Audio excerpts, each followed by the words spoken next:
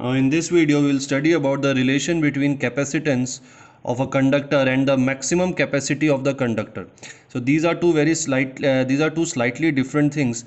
As we have already studied in previous videos, the capacitance is the charge holding capacity or the maximum amount of charge that a conductor can hold. And what will happen if we reach the maximum capacity of charge holding of the conductor? Now in the first video, we already studied that as the radius of curvature, if the radius of curvature of any metal body is less at some point, then there will be more charge accumulation on these points. And since there will be more charge accumulation, the electric field strength will be greater. And because of this, the dipoles of the medium will start getting breakdown into free charges at some value of E. So if we put this in the terms of the formula of capacitance, then we can say that if the body has charge Q, then it will produce some potential on the points just outside the surface of the body, and that potential and the charge are related by this formula. Now if there is a medium in the surrounding, then after a particular amount of charge on the surface of the conductor, the dipoles of the medium will start breaking at some potential. So let us say that the potential at which the dielectric breakdown happens is called VB.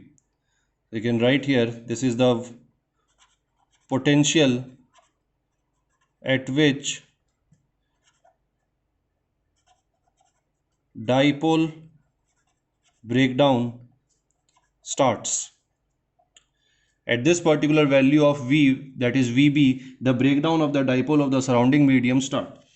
So now we know that since the charge distribution is not uniform, there is more charge on the areas of less radius of curvature. That means the VB, the value of potential at where the breakdown starts, this value of VB will reach quickly on the points just outside the surface, and on the points here this value of VB will come later. So whatever will be the value of this voltage, that means that the center of the areas with less radius of curvature will reach this value of VB quickly. So we can say that as the breakdown starts taking place at sharp edges first, so the breakdown voltage at these sharp edges, VB, is the minimum voltage.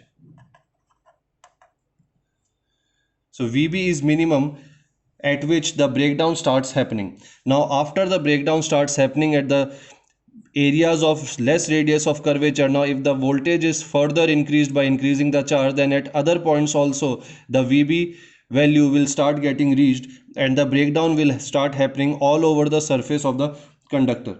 Because at the edges with more radius of curvature, we need higher values of VB to leak the charge.